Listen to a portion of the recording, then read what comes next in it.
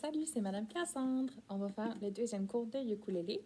Et puis, c'est un des ukulélés qui avait été sponsorisé par le Festival Blues de la Baie pour donner à l'école de domaine étudiant. Fait que c'est un de nos nouveaux ukulélés.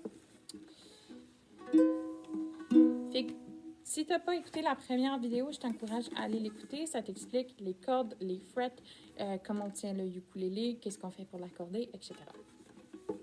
Donc là, on a appris l'accord de Do ou l'accord de C.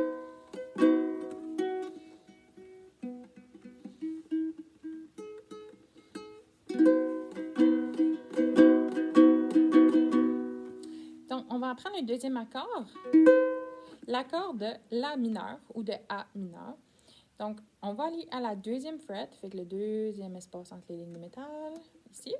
Et on va aller à la quatrième corde, fait que la corde la plus près de ton visage. Donc, deuxième fret, quatrième corde, comme ça. L'accord de A mineur ou La mineur. Fait que tu peux essayer du strumming, tu peux essayer du picking.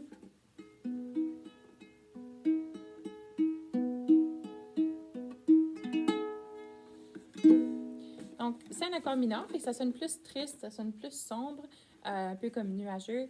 Donc, c'est le caractère de cet accord. Une fois que tu as appris l'accord de A mineur, on peut ajouter quelque chose pour faire un accord de F ou un accord de Fa. Ça serait d'aller ajouter première fret, deuxième corde. Puis on a l'accord de F.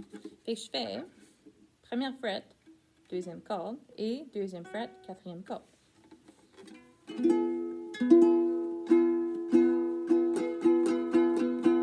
Fait que l'accord de A, l'accord de F, A mineur, F majeur, A mineur, F majeur. Tu peux te pratiquer à alterner entre les deux. Fait que La mineur, Fa majeur, La mineur, Fa majeur, La mineur, Fa majeur. Fait que je t'encourage à aller pratiquer ça, d'aller placer l'accord de La mineur et l'accord de Fa majeur, alterner entre les deux.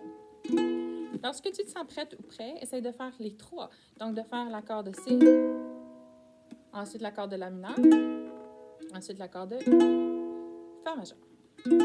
Fait que Do, La mineur, Fa majeur.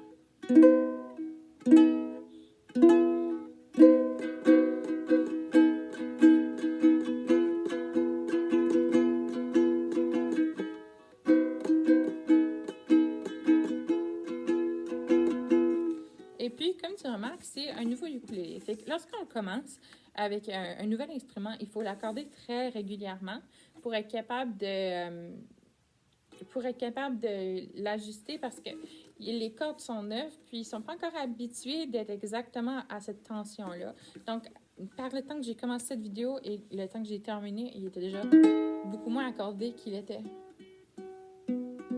Si tu utilises une application comme Guitar Tuna, ça va te dire exactement au moment où est-ce que tu joues le bon son. Ça va te donner des indications. Est-ce qu'il faut que tu l'envoies plus par la gauche, plus par la droite, puis tout ça, puis ça va dire quand tu joues exactement la bonne note. Fait que je t'encourage à l'accorder souvent avec un nouvel instrument.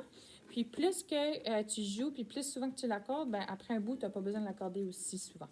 Même chose pour la guitare, n'importe quel instrument que tu as ici des trucs pour accorder.